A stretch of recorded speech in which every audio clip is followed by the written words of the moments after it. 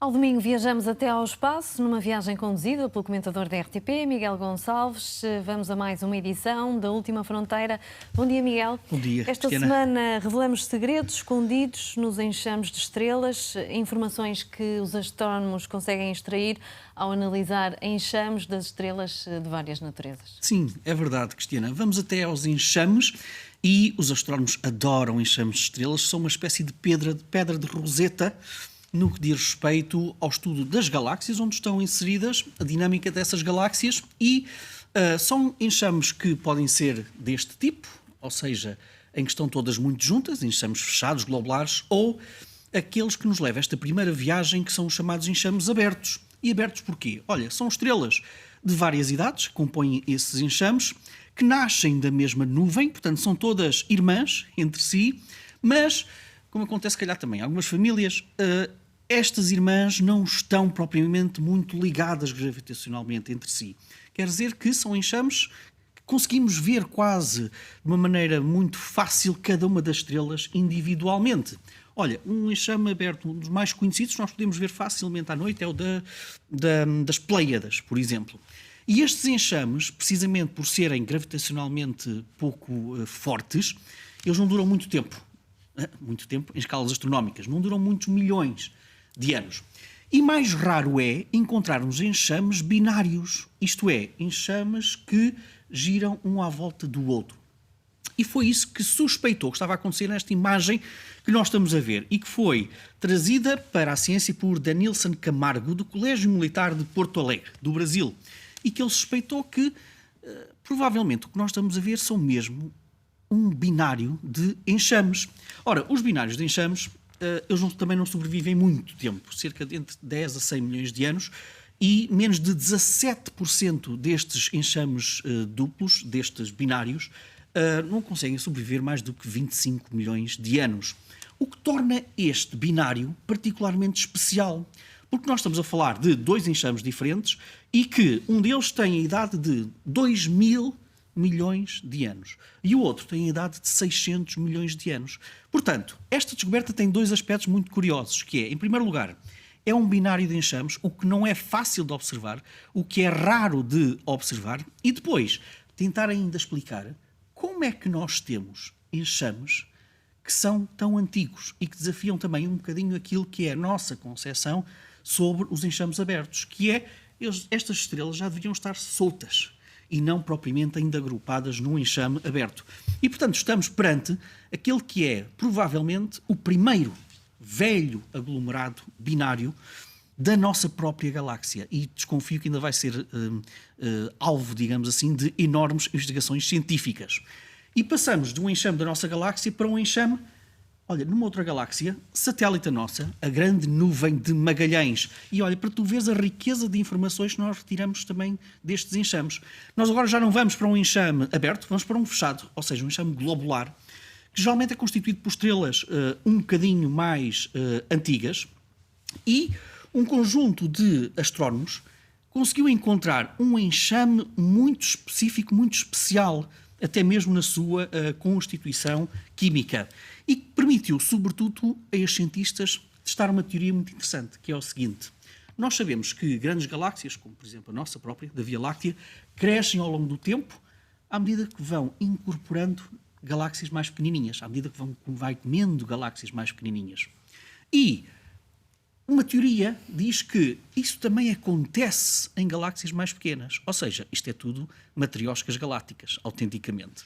Mas nós ainda não tínhamos propriamente uma prova de que isso acontecia também em galáxias mais pequenininhas, como é o caso da Grande Nuvem de Magalhães, uma das galáxias anãs, satélites, aliás, da nossa Via Láctea. Ora bem, então este conjunto de astrónomos analisou 11 enxames globulares, ou seja, fechados, na Grande Nuvem de Magalhães, mas uma delas continha menos zinco, cobre, silício e cálcio do que todos os outros 10 aglomerados.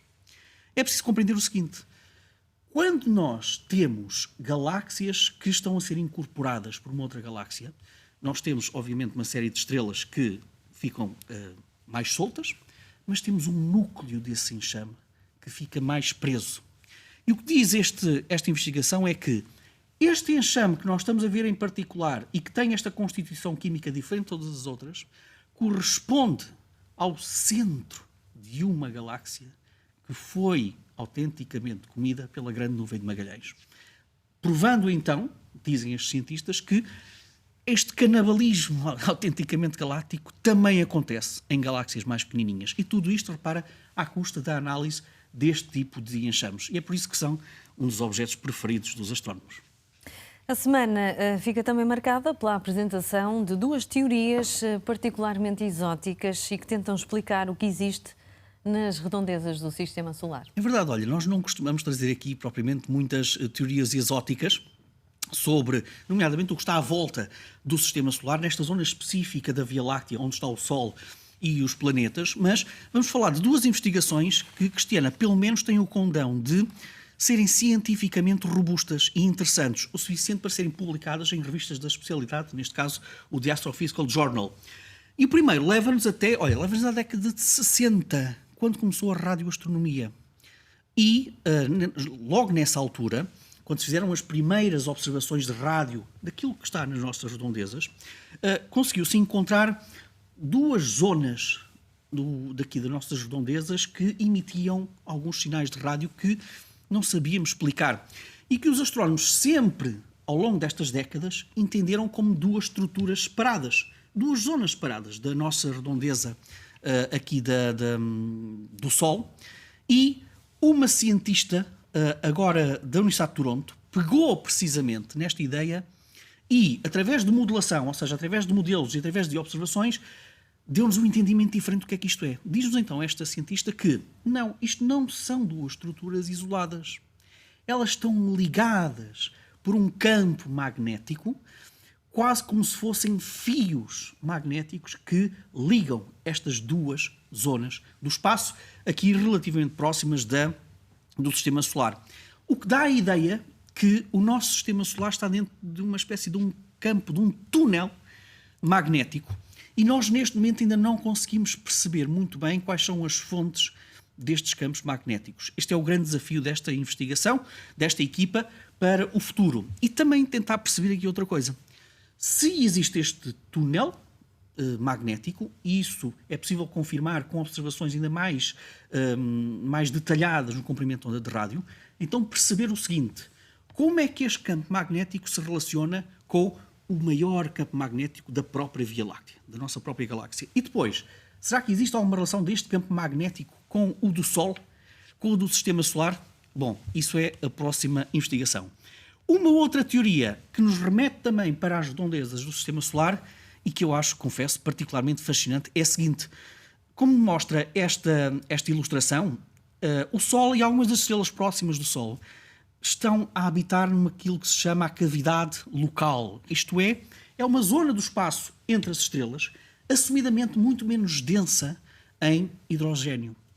Quase como se estivéssemos assim numa espécie de um vazio quando comparado com o resto do espaço entre as estrelas. A teoria até hoje dizia que esta zona terá sido escavada, digamos assim, pela explosão de estrelas, por supernovas. E, portanto, isso ajuda a explicar não só esta zona menos densa, mas é ao mesmo tempo também muito quente. E há algumas observações que dizem que nós temos pontos aqui com cerca de 1 milhão de graus. E agora aparece uma teoria muitíssimo interessante e que diz o seguinte: isto se calhar não é tão quente como pensamos. Não é 1 milhão de graus. Nós vivemos numa nuvem que terá entre 9.000 e 19.000 graus de temperatura. Sim, tem alguns pontos com 1 milhão de graus, mas de onde é que vem este aquecimento, que ainda por cima é um aquecimento menos presente do que aquilo que nós pensávamos? Temos que encontrar aqui uma fonte de radiação ultravioleta que permeia, digamos assim, todo o espaço à nossa volta. E existe uma estrela da estrela Epsilon da constelação de Cão Maior e que é a maior fonte de radiação ultravioleta que nós temos aqui perto. Porquê? É uma estrela muito grande e as estrelas muito, muito grandes emitem energia muito energética. Alguma dessa energia é precisamente ultravioleta e diz esta equipa o seguinte: há já mais de 20 milhões de anos que esta estrela que está a 404 anos-luz de distância de nós, que esta estrela está a aquecer esta zona toda, onde está também incluído o Sistema Solar, através da sua radiação ultravioleta. Como tem 22 milhões de anos, as supernovas ocorreram quando ela já existia. Portanto, ela criou uma esfera de radiação ultravioleta aqui à volta, que aqueceu estes 19 mil graus de temperatura. Onde é que entram aqui as supernovas? Precisamente naquelas zonas em que nós sabemos que há pequeninos volumes com cerca de 1 milhão de temperaturas. Quando estas supernovas explodiram, estavam a aquecer esta esfera que já havia previamente feita por esta estrela. E diz esta teoria que, presentemente, ainda temos o efeito, o poder da radiação ultravioleta desta estrela a aquecer esta zona toda. E, portanto, lança aqui uma teoria diferente para aquilo que são as redondezas do Sistema Solar, que é muito interessante porque permite-nos ver a ligação entre várias estrelas aqui perto do Sol. Vamos precisar de muitas mais observações para tentar perceber isto. Esta esfera, digamos assim, desta estrela é suficientemente grande para ocupar esta cavidade local toda e, portanto, vamos precisar de mais observações para testar esta teoria. Muito bem, Miguel, hoje, para terminar, trazes sugestões de livros. Sim, olha, é verdade. Vamos começar com A Origem da Ciência. É um livro da Alma dos Livros e de James Hannam e que é absolutamente extraordinário reparar como, num exercício de justiça histórica, vamos até a época medieval, a era medieval, e perceber que as sementes da ciência moderna está também muita aqui na era medieval. E isto é um livro que, para além da justiça histórica, está muitíssimo bem escrito por James Hannam, da editora Alma dos Livros. Depois da Guerra e Paz e da astrónoma Fatoumata Kebbe, olha, é um livro delicioso porque fala, o título é A Lua é um Romance, e está escrito precisamente como um romance. É uma astrónoma que tem o sonho de fazer viagens no espaço, que tem uma paixão pela Lua e decidiu fazer uma carta de amor científica à Lua. E, portanto, este livro, para além de informação científica, obviamente, é escrito de uma maneira extremamente carinhosa. E isso é de saudar e não é muito vulgar encontrarmos neste tipo de literatura.